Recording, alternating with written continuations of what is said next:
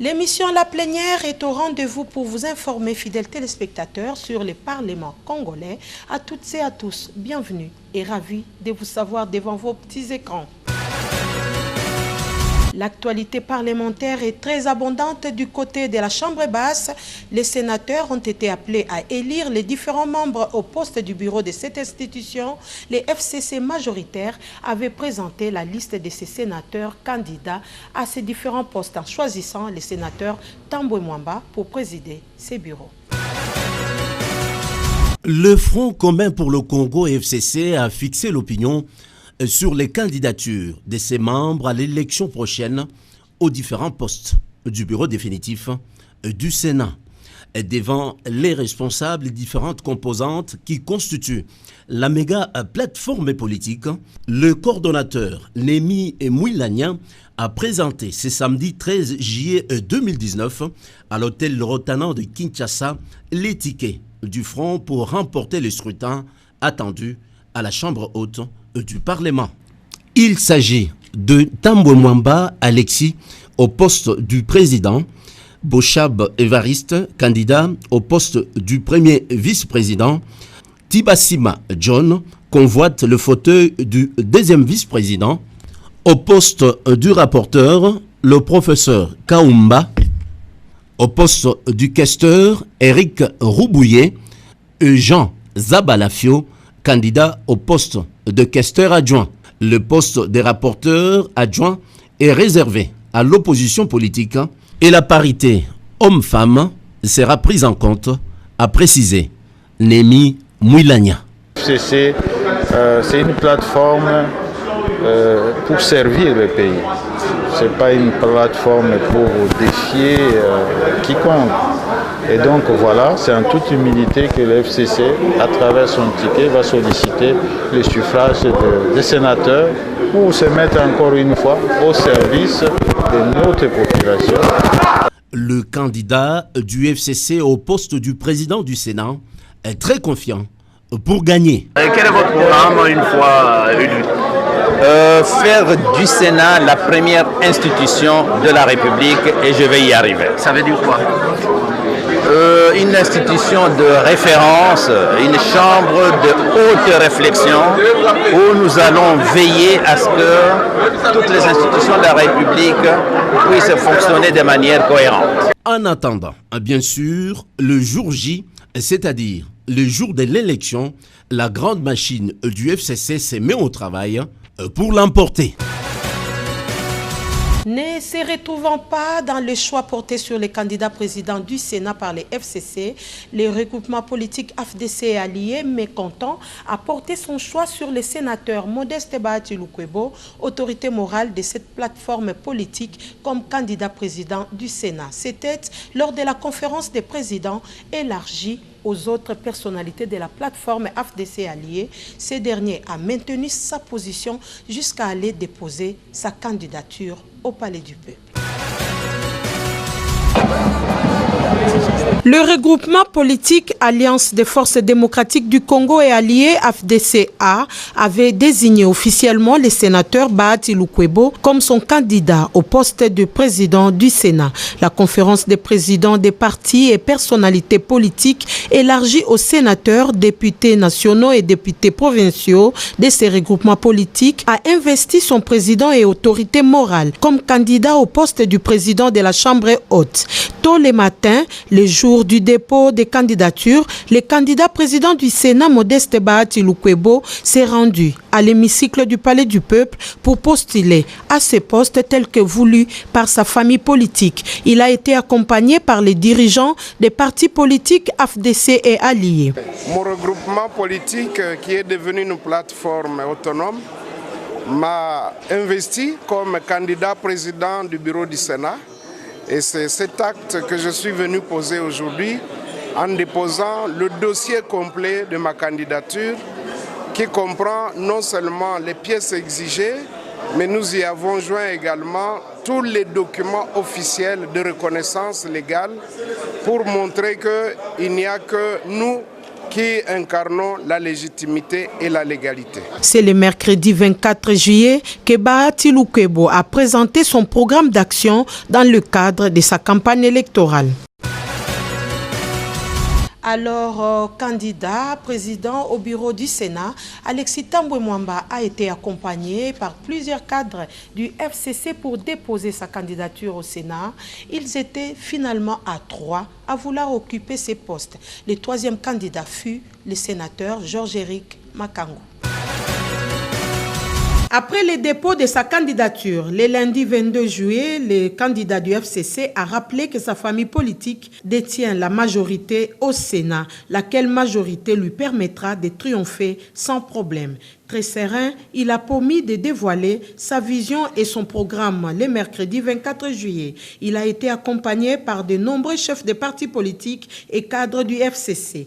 Notre ticket, c'est un ticket d'une force politique bien identifiée comme œuvrant pour l'intérêt de ce pays, comme mettant à l'avant-plan l'intérêt national, conformément à son dicton bien connu, le Congo d'abord.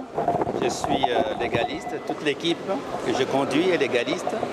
À l'ouverture de la campagne, je vais convier toute la presse nationale et internationale pour lui expliquer à la presse les raisons pour lesquelles nous pouvons espérer raisonnablement que notre ticket va passer. Les jours suivants, les candidats présidents du FCC au bureau du Sénat, Alexis Tambwe Mwamba, accompagné des autres candidats de cette famille politique, étaient reçus par les regroupements politiques Alliance alternative pour le bien-être et le changement AAB.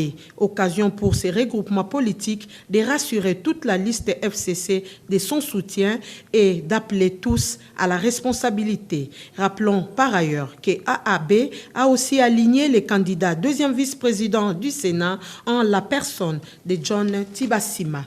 L'autre a déposé sa candidature, le sénateur Georges-Éric Makangu, au poste de président du Sénat le lundi 22 juillet. Cet élu de Bouta dans les Baouélé fait face à Modeste Bahati Lukwebo de l'AFDC et allié et Alexis Tambwe Mwamba FCC. La candidature a été déposée. Je suis candidat indépendant, mais je sais que les sénateurs feront le choix et le bon choix. Rappelons que l'élection du bureau définitif du Sénat est fixée au 27 juillet 2019 à l'enregistrement du dépôt des candidatures pour les 7 postes à pourvoir. Il y a eu 18 candidatures enregistrées. À la présidence, Alexis Tambwe Mwamba, Modeste Bahati Lukwebo et Éric Makangu. À la première vice-présidence, Sami Badibanga, Évariste Bochab. Et à la deuxième vice-présidence, John Tibassima Ateni et Michel Kanimbo. Au poste de rapporteur, les sénateurs Kaumba et Fulbert Mabaya Gizi,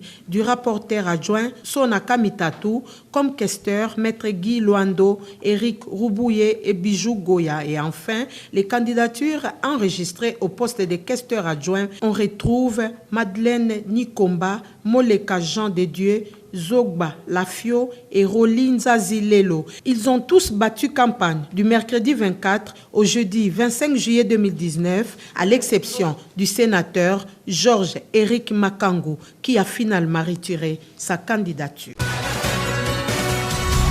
Le vote a eu bel et bien lieu le samedi 27 juillet dernier, ce après avoir respecté toutes les procédures requises à propos. Ce bureau sera désormais dirigé par Alexis Tambwe Mwamba après avoir remporté plus de 60 voix. Revivons ces moments forts dans ces reportages.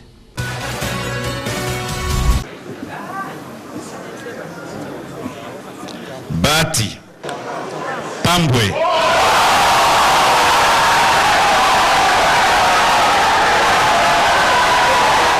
Une forte clameur pour saluer la victoire d'Alexis Tambwe Mwamba, élu président du Sénat par 65 voix contre 43 à Modeste Bahati Lukwebo. Il était 14-10.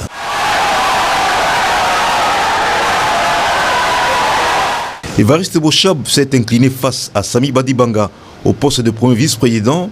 John Tibassima, élu deuxième vice-président en battant Kanimbu, alors que Kaumba Lufunda l'a emporté face à Jean-Philibert Mabaya au poste de rapporteur. Madame Kamitatu Marie-José Sona est élue au poste de rapporteur adjoint au détriment de Moleka Liambi. Le candidat Roubouye Eric a battu Bijou Goya au poste de questeur après le désistement de Guy Loando. Enfin, Roli Lelo est élu après le deuxième tour face à Zagba Lafio en qualité de questeur adjoint. Le bureau installé, le président a pris le marteau de commandement.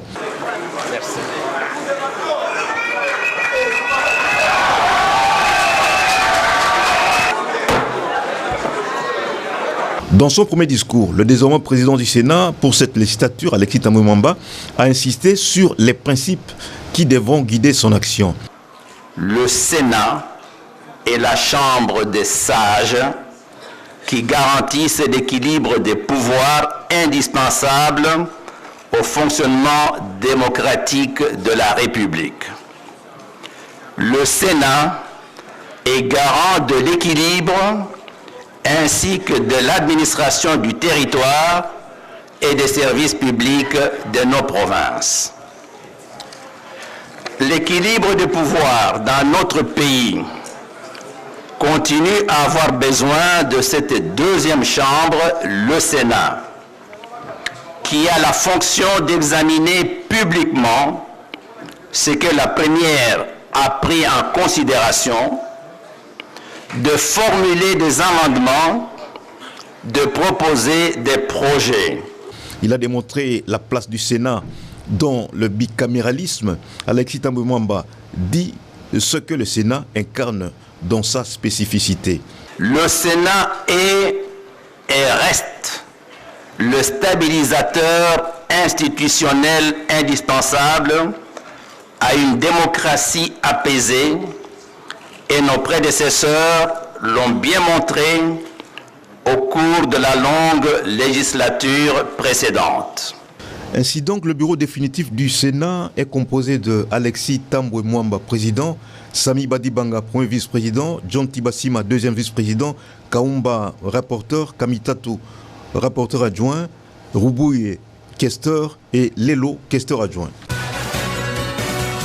Alexis Thambwe Mwamba était présenté directement à l'Assemblée et avait pris possession de ses fonctions en procédant par une remise et reprise avec les bureaux provisoires. Le nouveau président du Sénat, Alexis Thambwe Mwamba, a pris officiellement ses fonctions ce mercredi à l'issue de l'opération de remise et reprise avec le bureau provisoire. La cérémonie s'est déroulée en présence de tous les membres élus du bureau définitif qui étaient en face de ceux du bureau provisoire. Alexis Thambwe Mwamba est conscient de l'immense tâche qui l'attend au perchoir du Sénat et des défis majeurs à relever avec le concours de tous les autres membres du bureau. Dans son premier discours, après son élection, Alexis Thambwe Mwamba n'a-t-il pas déclaré « Le Sénat est et reste le stabilisateur institutionnel indispensable à une démocratie apaisée et nos prédécesseurs l'ont bien montré au cours de la longue législature précédente. Le Sénat protège les citoyens des lois parfois votées dans la précipitation, sous des pressions médiatiques du moment, des excès éventuels de l'exécutif, influencés par la proximité d'élections ou des problèmes face à l'opinion publique. C'est ce contre-pouvoir exigeant qu'incarne le Sénat qui va nous obliger à nous opposer avec discernement, sans les excès de postures partisanes, aux artifices de communication et aux effets de mode qui caricaturent le passé, idéalisent le présent et feraient croire qu'on passe de l'ombre à la lumière, de l'ancien monde au nouveau monde. Les documents de la remise et reprise concernent entre autres la synthèse des activités parlementaires, le rapport financier et les arriérés législatifs.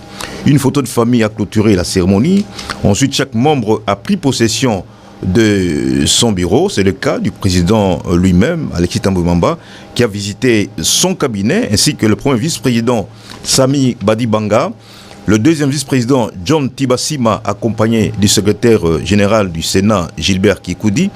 Le rapporteur Kaumba s'est installé également immédiatement après la cérémonie de remise-reprise. Le questeur adjoint Roli Lelo a visité lui aussi les différents bureaux de son cabinet sous la conduite du service du protocole. Notez que ces élections au Sénat étaient précédées par une campagne électorale. Les sénateurs candidats étaient appelés à cet exercice démocratique 2 jours durant, c'est-à-dire les mercredis 24 et les jeudis 25 juillet 2019. Chacun d'eux saisissant cette occasion pour présenter son programme d'action, les candidats Georges et Éric Makango avaient jugé bon de désister en faveur de ce que lui a personnellement appelé 2 poids lourds.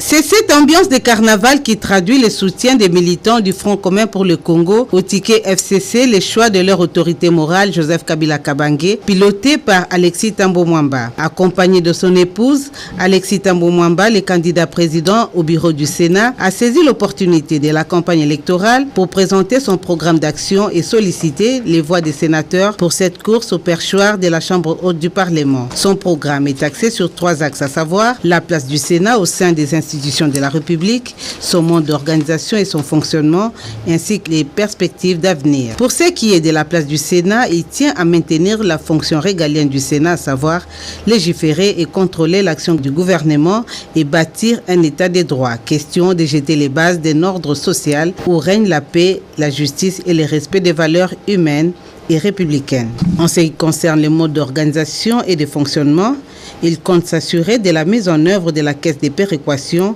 pour assurer le développement des provinces et aussi de veiller à la modernisation de l'administration et améliorer la situation du personnel du Sénat. Pour les perspectives d'avenir, il a la vision de faire de cette Chambre haute du Parlement une institution de référence et de veiller à ce que le gouvernement mobilise les ressources pour lutter contre la pauvreté au pays. Il a saisi également l'occasion pour demander pardon à toutes les personnes qu'il a lésées et de prodiguer un conseil à son challenger. Au professeur Bahati Modeste, mon ami et frère, je voudrais dire que la position qu'il a prise est une démonstration de la vitalité de notre démocratie. Pour ceux qui en doutaient encore, qu'il soit assuré que quels que soient les résultats des urnes le samedi prochain, nous resterons tous sénateurs au service de notre beau pays.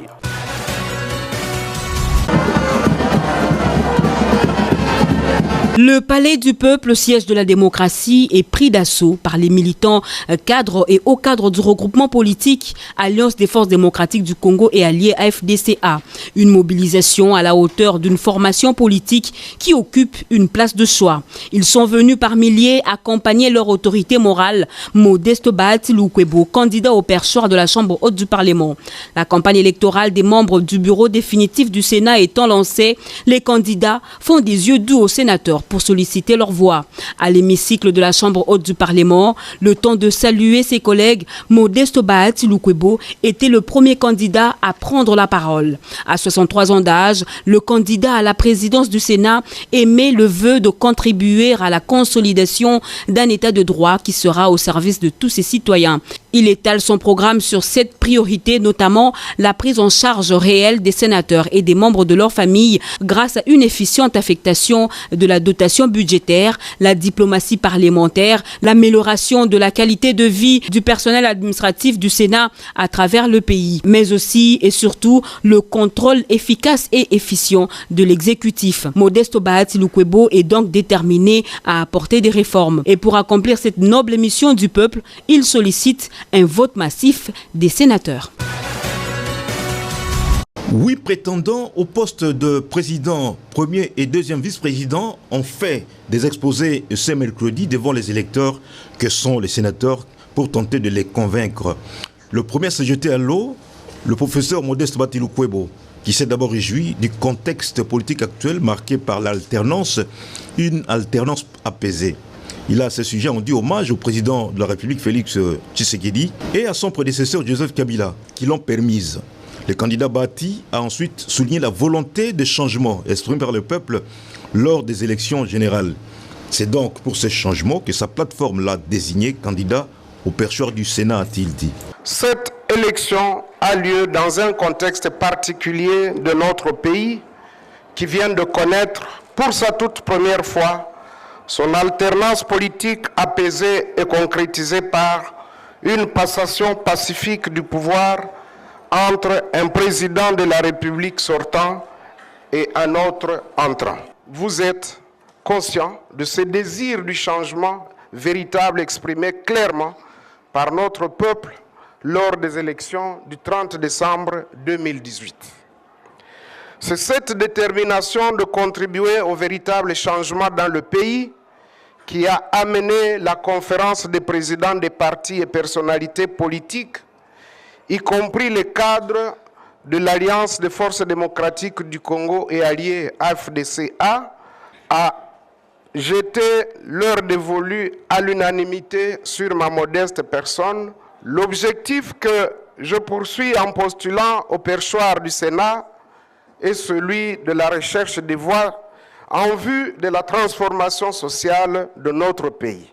Quant à Alexis Tambwe-Mwamba, il a dévoilé son programme avec comme priorité la modernisation du Sénat pour en faire une institution de référence en tant que chambre de la sagesse et de la mesure. Vous découvrez la personne que je suis, contrairement à l'image caricaturale véhiculée.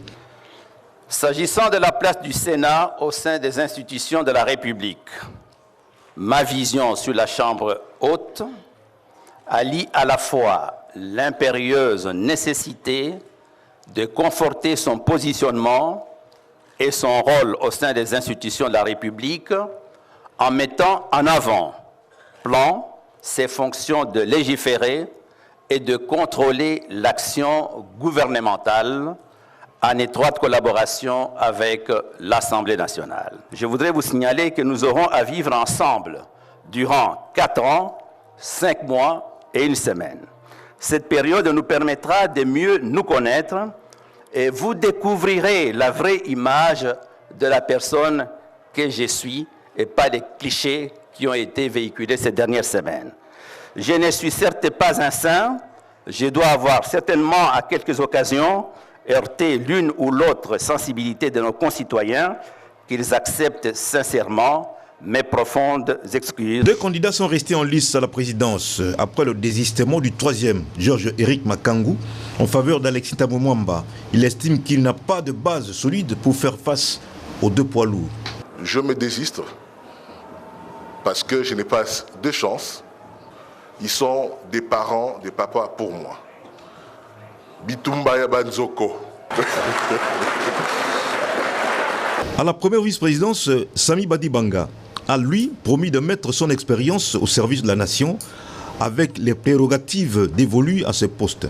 Évariste Bochab a fait savoir avec pertinence que c'est une œuvre collective qui nécessite l'apport de chacun. Pour lui, ce mandat est celui de réforme de l'institution. Le candidat Sangouma a promis d'utiliser son expérience politique dans les bons et non dans les mal. Pour le poste de 2e vice-président, Michel Kanimbu a stigmatisé les antivaleurs qui caractérisent le politique congolais et promis lui aussi de servir les sénateurs pour l'intérêt de toute la nation. Enfin, le candidat Tibasima Mbogemu va mettre toute son expérience au service de l'institution. Tous ont pratiquement promis d'améliorer le travail sur le plan de la démocratie, de la diplomatie parlementaire, du contrôle parlementaire. Je suis resté sous ma soif parce que j'aurais souhaité qu'une notion soit retenue dans les différents exposés. Et la notion, c'est la notion des sanctions. Je n'ai pas suivi quelque part où on a parlé d'une sanction positive ou négative. La campagne se poursuit ce jeudi avec les candidats au poste de rapporteur des candidats, rapporteur adjoint des candidats, questeur 3 candidats, questeur adjoint 3 candidats également. L'ambiance est à la hauteur de l'enjeu. Les murs du Palais du Peuple décorés des photos de candidats qui sont venus ce jeudi avec leurs militants arborant des t-shirts avec leurs effigies. La même délégation du FMI s'était aussi rendue à l'Assemblée nationale. Au menu, c'était certaines questions économiques. La présidente de l'Assemblée nationale, Janine Mabunda, avait aussi conféré avec les sous-secrétaires d'État adjoints des États-Unis d'Amérique en charge des droits de l'homme. Il était question de la promotion des droits de l'homme et la lutte contre la corruption. Elle a par la suite reçu Guillaume Soro, président de la région Afrique de l'APF, Assemblée parlementaire francophone. Le mercredi 5 juin, le président de l'Assemblée nationale, Janine Mabunda Lioko, a reçu le premier vice-président et président de la région Afrique de l'APF, Assemblée parlementaire de la francophonie, Guillaume Soro. Occasion pour lui de soulever qu'il était temps pour les parlementaires africains de se mobiliser autour des questions cruciales comme la bonne gouvernance, la lutte contre le réchauffement climatique, l'emploi des jeunes, la lutte contre la corruption et le terrorisme. Cet ancien président de l'Assemblée nationale de la Côte d'Ivoire a par la même occasion félicité la présidente de la Chambre basse du Parlement de la RDC pour son élection. J'ai tenu d'abord à la féliciter. Elle est la première femme à diriger l'Assemblée nationale en RDC. C'est quelque chose de très important, d'autant plus que moi, dans mon pays, aucune femme n'a encore eu l'occasion de diriger le Parlement. Avec les sous-secrétaires d'État adjoints des États-Unis d'Amérique chargés des droits de l'homme, M. Scott, il était question du renforcement de la coopération entre les deux États dans la promotion des droits de l'homme et la lutte contre la corruption. Nous sommes d'accord de travailler avec cette commission pour faire face à des questions de loi, à des questions de la liberté de presse, et nous allons travailler avec cette commission. Mesdames et messieurs, votre émission La Plénière est arrivée à sa fin. Merci à vous tous de l'avoir suivi et d'avoir prêté votre attention à cette émission. Je vous retrouve très bientôt pour vous donner les nouvelles de notre Parlement et ce, avec la même ardeur. À très bientôt.